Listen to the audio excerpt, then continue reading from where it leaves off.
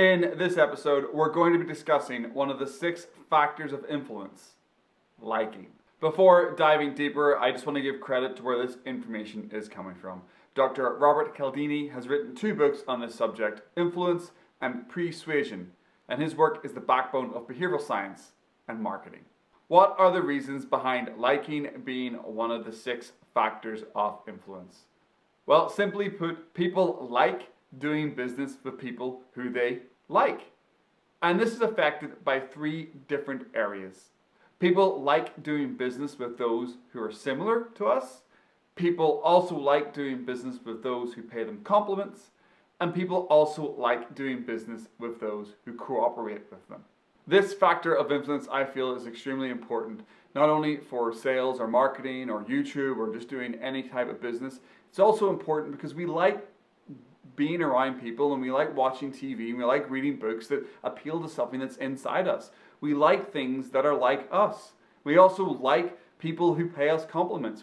Our friends usually pay us compliments. Our good family members usually pay us compliments. We pay people compliments when we're being genuine and being open and honest with those around us. And that's a great way to build relationships with people, is to be genuine and honest and pay people compliments. Also, being cooperative and working together with people can be extremely beneficial, not only for building those relationships, but it can be beneficial because it makes you feel good. When you help somebody achieve something in their life, it makes you feel good. You might not get any financial gain out of that, but you will get a large sense of happiness and a hit of dopamine and a hit of serotonin and just that general feel-good factor because you know that you helped somebody. And I think that's the best factor of influence here. The best part of liking is being cooperative and working together to help other people achieve goals, and they will help you achieve your goals. One of the fantastic examples that Dr. Cialdini talked about in his book was when a famous business university program did a study with some of its students.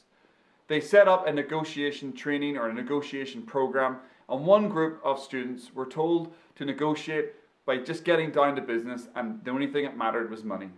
While the other group were told to look for similarities and get to know the other party first of all before getting into the negotiations. Unsurprisingly to me, and probably unsurprisingly to you, there was a 90% increase in settlements with the group that got to know each other first. And there was also an 18% growth in worth to each party with that group that actually went in and looked for similarities first. This factor of influence gets used by many different people in many different environments. The one where people like doing business with people who are similar to us is used very much by realtors. They plaster their face on all their literature because they're trying to appeal to people who may look like them, who may also come from a similar area of the world or the city than them, and also possibly have a similar life journey than them. They want to get themselves out there so people remember who they look like, but generally, a lot of their clients will look and be from the same part of the world that they are. The other factor that we talked about when you like doing business with people who pay you compliments, this is used very much in a sales environment. If you ever go clothes shopping, you'll notice that a lot of sales associates will pay you a lot of compliments while they're trying to sell you something. It might not be clothes, but it could be any type of product that you're buying.